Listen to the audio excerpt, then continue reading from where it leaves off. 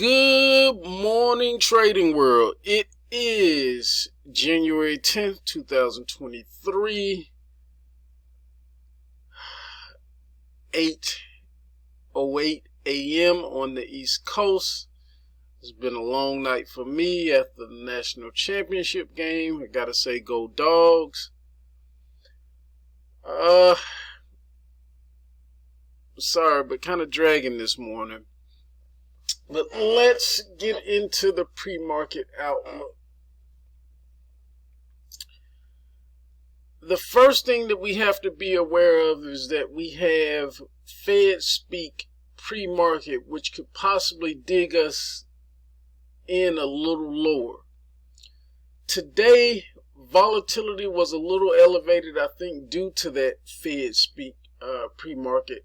However, Thursday right now should be the most volatile day as I'm looking at volatility. And taking a look at the calendar, we see why. We have CPI and Jobless claims. So again, that's a good reason to be the most volatile day of the week.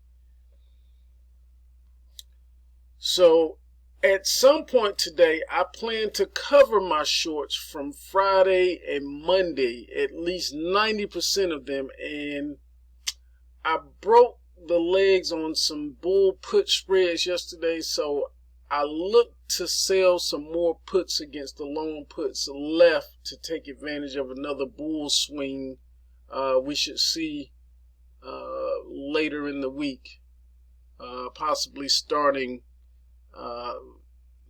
maybe see the beginnings of it today, but more in focus tomorrow.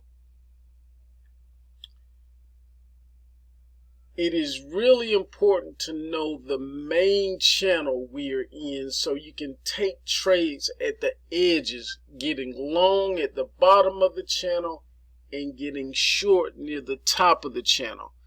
The current major channel we are in, the bottom edge is 379 and the top is 397. So with that, let's get into the key levels of the day. All right, here we go with the key levels of the day. Starting on the resistance side, we're going to have our Jack resistance at 387 to the 388 area. Queen resistance at 389 to the 390 area. And then King resistance 391 to the 395 area. Don't really expect to see this today, but it is coming later in the week. On the support side, we have our Jack support at 386 to the 385 area. Queen support 384 to the 383 area. I expect this to be really important at some point today. Whether we hold this and start to build the base for reversal off this area. And then our King support 382 to the 379 area. The main thesis for today is bearish, closing below the 387.86 with a projected target low of between 387 and 382. We could possibly push lower any day we have a Fed speak engagement. It just drives the market crazy, so there is no telling where we could actually head. However, the alternate thesis is bullish, closing above the 387.86 with a projected target high of between 388 excuse me, and 392. The main channel we are in is from 379 up to 397. The main channel above that is 397 all the way up to 416. Market strength and breadth gap down toward the middle of the range yesterday and fought its way back up early, and before midday just kind of gave up and bled out. with the way strength bled out yesterday, I think we lull into lows and kind of soak in them for a while today. We should see some signs of trying to get off the mat today, but I don't expect follow through until tomorrow. We do have harmony between the technical side, which is bearish, and the quant side, which is bearish. That brings us to the scenarios of the day. Give me a moment to bring those up. All right, here's our first and most probable scenario, which is going to be our expanded range day structure. We could have an initial grind up pre-market, then explode one way or another. And when I say one way or another, I really mean either way because of the Fed speak at 9 a.m. In this particular version, we get the explode up, cross up above the previous close,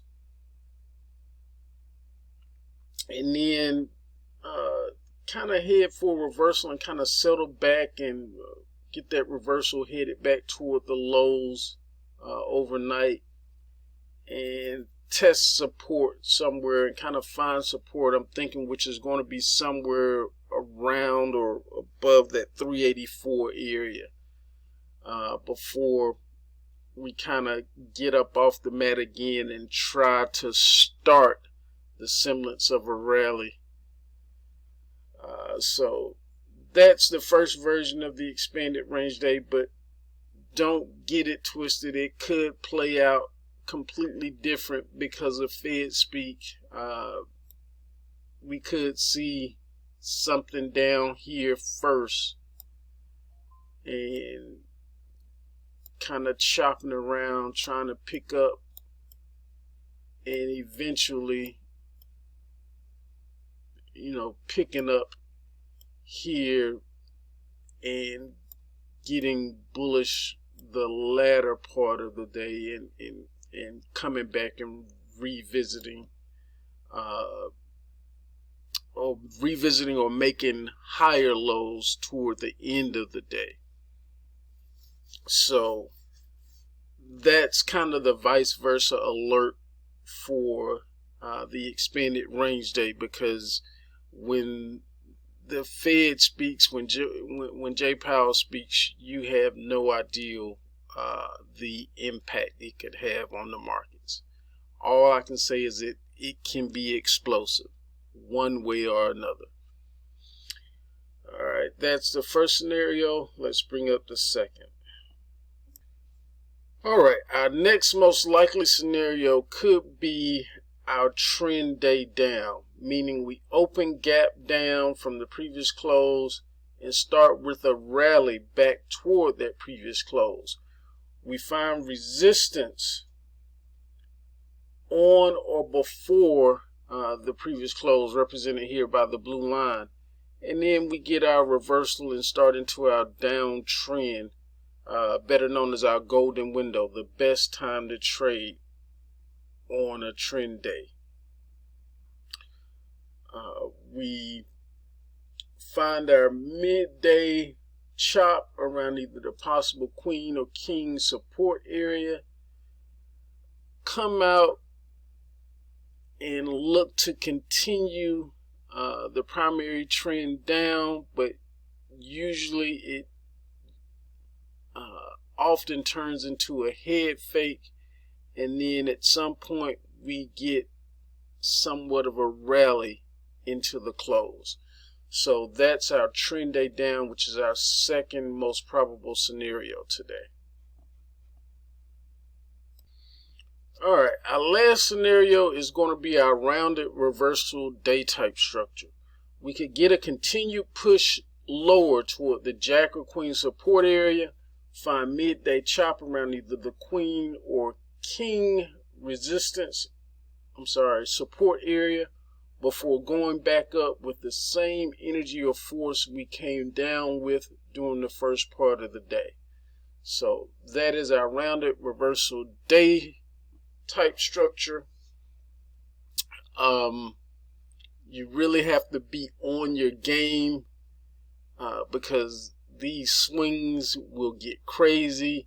We'll swing up for a day or two, down for a day or two, chop in the middle for a day.